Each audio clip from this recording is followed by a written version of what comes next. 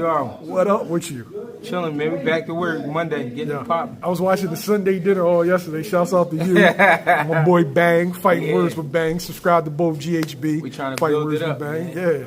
Yeah, that was a good show, man. For sure. Appreciate that was a good show. I really love the part about Big George, man. Rest in peace to him. Yeah. What was your thoughts when you heard that? I don't know, man.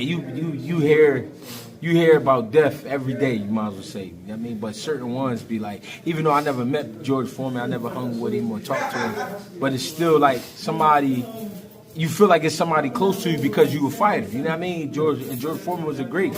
And it's just like, damn. You know what's crazy about death? Death is not like, it's not bad that somebody, the part that hurts you is not that somebody died, because people die every day. It's the fact that when you think about it, you gotta die someday. Everybody got a date. You feel me? So it's like, damn. When you see one of the old legends, you like, damn, like he a fighter like me. You feel attached to him, so he's like, damn. Man. You start thinking about your date, like, damn, I definitely got a date. I don't know when, but you know what I mean. So that's the thing about death. But it's always tragic, but you know what I mean. He lived a great life. You know what I mean? He touched a lot of people, whether he knew it or not. He was the villain early in his career, and he ended up being one of the good guys. You know what I mean? George Foreman was a great fighter, man. Give me your favorite George Foreman win, because I got mine. Your favorite win?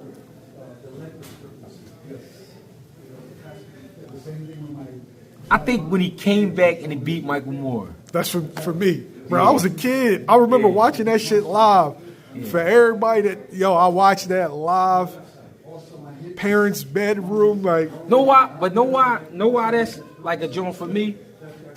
Michael Moore was disrespecting George Foreman. Like, he was calling him an old man. You know what I mean? Basically, like, he finished, almost like he never was George Foreman. And Teddy Atlas kept telling him, like, yo, this motherfucker can punch. Like, stop sitting in front of him. Stop sitting there and thinking you're going to just keep taking his punches. And then last round, he got caught with a right hand. That shit was a wrap. It was a wrap. One of the most devastating punches ever. Yeah, for sure. Big fella. Will we ever see another run like a George or Bernard? Will we ever see? I mean, that's the thing about the legends. They only one of a kind. You know what I mean? You can get guys who can punch, but go about it in that way. You know what I mean? His swag, everything about him. George Foreman was a different kind of dude, because back then he had the aura like a motherfucker you couldn't talk to. He was mean. He walked around with a German Shepherd. You know what I'm saying? He really ain't talked to too many people. He wasn't the people's champ. So, you know what I mean? It was like, and it was crazy because he had like 3 different careers. You know what I'm saying? He later on came back, won the title again in his 40s. You know what I'm saying? Then he hit him. In between that time, he was a preacher. Yeah. And then, don't forget the George Foreman girl. And then, the announcer. And don't forget the most important one. Yeah. That grill money was work. long. Yeah. So if you pay attention to George Foreman, he taught you how to hustle. You know what I mean? You gotta get it from all angles. Commentating money, all that. He was getting it popping. You know what I'm saying? Can't be mad at him. Yo, looking at just his career, his body of work, the wins, like Ron Lau, like that was a great fight. Ken Norton stopped Joe Frazier. Yeah, it's like the dudes he lost to were legends. Like, you know what I mean? So.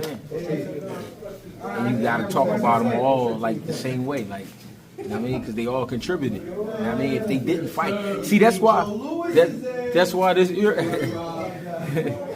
this era got to pay attention to the legends, because that's how you become a legend.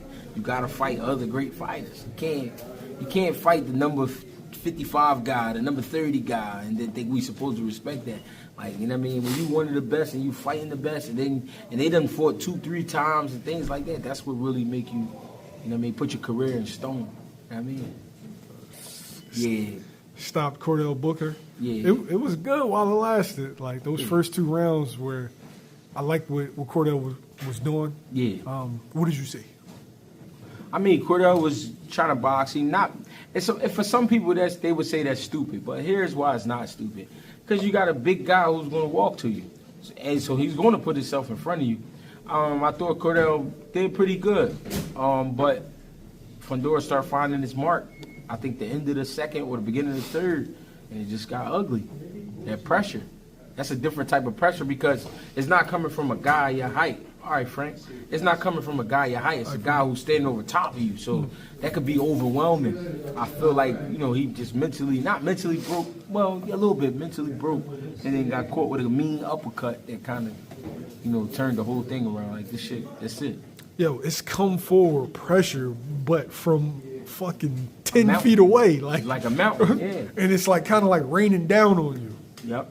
So that's why it's tough being in there with Fundora. But what I saw was Fundora defense really not that good. And his reaction time defensively isn't that good. So you got to get in there and fire. If you're going to give yourself a chance with Fundora, you got to fire. That's really where your chances It don't matter how good your defense is and all of that with Fundora. You got to fire. You got to just trade with him. He was able to land a couple of overhands. He landed a big hook, too, one time. But that's what I'm saying. Your chance with Fundora is when he opens up. You can't try to be too defensive with a guy like that because, he's right there. He coming. So you got to hit that motherfucker. Is he a creative player? Absolutely. Absolutely. Definitely. If I didn't meet him when he was about 13, I would definitely. Oh, so you know him from back then? I met Fundora. I met the whole family. I met the big brother, the sister, and him and their dad in 2014. If I didn't meet them back then, I would think he was a creative player for real. But he was tall and skinny like that back then. Yeah. Yeah. So if I didn't, they from like Florida, right? They from Florida, but I met them when they was training in California, in Coachella. Okay. Yeah. Mandatory. It's Xander Zayas. I didn't expect for the WBO to order Xander Zayas versus Sebastian Fundora. I think Crawford was the interim. Yeah. And I didn't see this fight coming, bro. I feel like this is early and really, really dangerous. What you think? I love it. It's two big young dogs.